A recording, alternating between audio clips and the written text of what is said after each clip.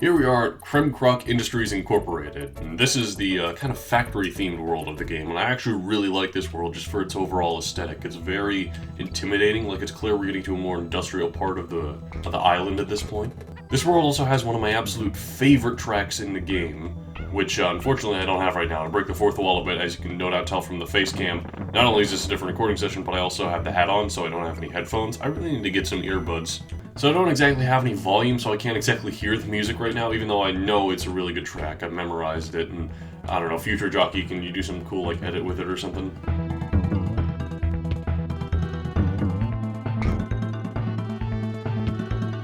The main gimmick with this level, as you can no doubt tell, is these oil barrels with the fire coming out of them. These, sometimes some of them will lose their fire, and you have to take advantage of that to use them as platforms to get across. But it's actually very strict timing. You have to be careful with them. Also, the foreground's not so kind there, is it? Oh dear, I messed that up completely, but that's okay, we're moving on.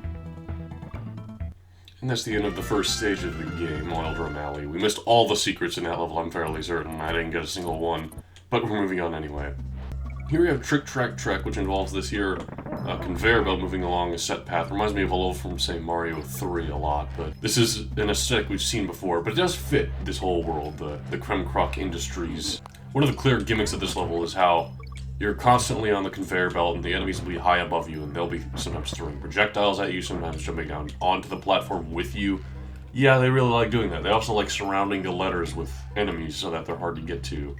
I was kind of expecting to go along that bridge there, but I guess we're going down here to Elevator Antics. Now this seems a bit odd. It's a cave aesthetic, which you wouldn't expect to see in the factory world, but it does have some factory-esque elements to it.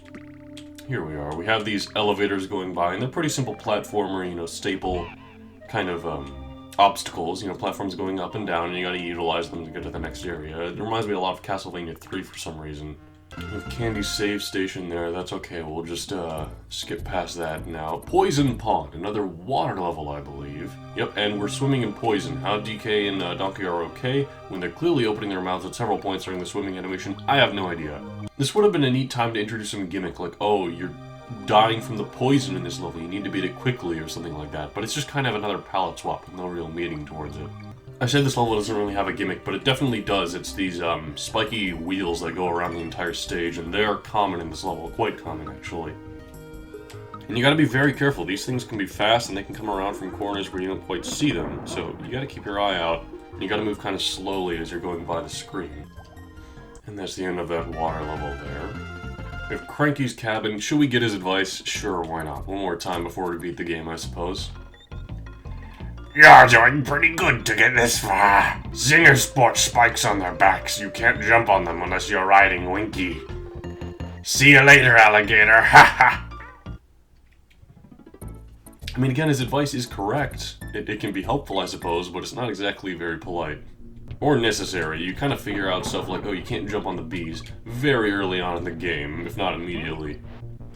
We have another minecart level here, although this time things are a bit different. This time we jump out of the minecart instead of the minecart jumping with us, and that means we're jumping from minecart to minecart. We're jumping to secret areas like up here. And it's actually quite interesting of a level, a lot more than the original minecart level we did. Oh, I missed that bonus stage there. That's unfortunate. That's okay, this isn't a 100% playthrough by any means. If you want to know where all the secrets are, well, I'm sure there are plenty of great playthroughs for that, although I'm just kind of demonstrating how the game works and its general structure. We also have these Kremlins in the minecarts here, which these guys you gotta jump on before you can take the minecart there inside, so again, not too much different there. It's not like they go out and attack you or anything. They're just kind of there. Like, it wouldn't have been any different if that was just an empty minecart we just jumped into. Just one extra jump, really. And that's the end of Minecart Madness there. Or was it? Yeah, it was Minecart Madness. I almost thought it was Minecart Carnage, although there might have been Carnage in the name of some other level.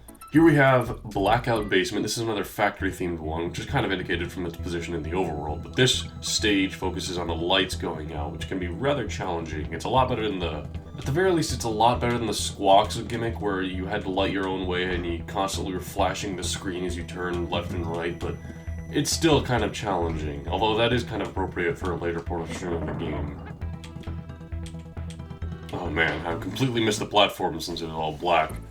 But I won't make excuses, let's just jump back into it.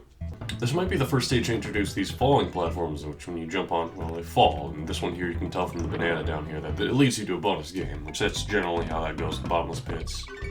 Oh man, it's even dark here in the bonus stage. I can't even tell which way my barrel's facing most of the time. Let's just get out of that one real quick. I'm not worried about those bananas. Here we have the exit of the stage. And I think we're on to the boss of this world, finally. And here we have Boss Dumb Drum.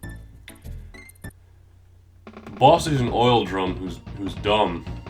He attacks you and then he sends some enemies, but when he attacks you, he actually takes damage, so all you have to do is just avoid his attacks and then avoid the enemies. And that's it.